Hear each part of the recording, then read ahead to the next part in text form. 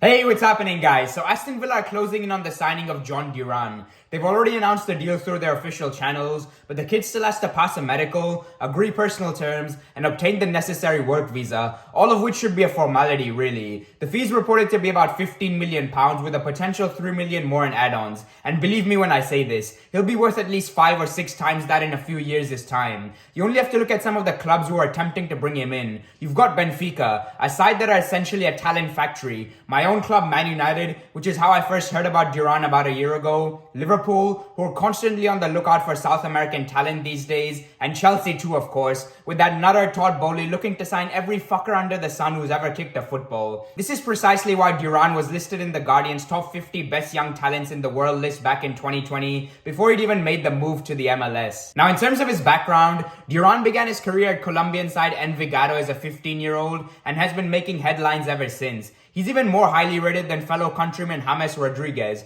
who came through the same academy as him, was at the same age, which really is saying something. In fact, James' father, Wilson Rodriguez, was the one responsible for converting Duran from a winger to an out-and-out center forward while coaching the Envigado under-18s. And that's paid dividends big time as it helped Duran seal a move to Chicago Fire. Everyone likes to take the piss out of the MLS, and rightly so to be fair, but the standard is quickly improving and some top young talents have been heading over there from South America before moving on to major European leagues. Miguel Almiron at Newcastle is an obvious example that springs immediately to mind, and one can only hope Duran follows in his footsteps. As far as Duran's style of play is concerned, the lad well and truly does have all the ingredients to become a world beater. The first thing you'll notice about him is his size. Unlike most South American forwards, he's 6'1" and as strong as an ox. That physicality is precisely why Premier League clubs seemingly have no concerns about how he'll adapt to English football, as he's only going to get bigger while filling into his frame. It should therefore come as no surprise that he's brilliant at playing with his back to goal and bringing others into play. Perhaps what's more impressive, however, is that in spite of being built like a stereotypical target man, he's just as adept at dropping deep and carrying the ball forward, all while showcasing wonderful technical ability and quick feet.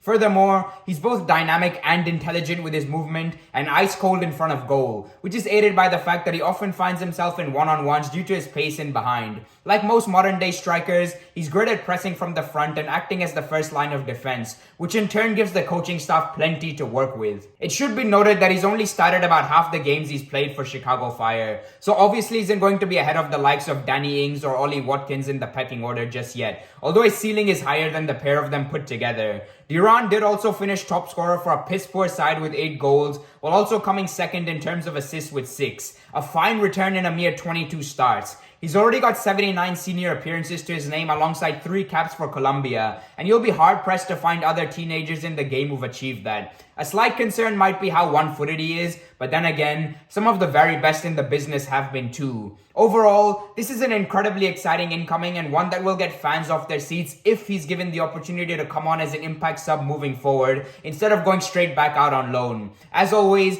I'd love to hear your thoughts on this video down below, and I'll catch you in the next one. Take care and enjoy the rest of your week. Peace.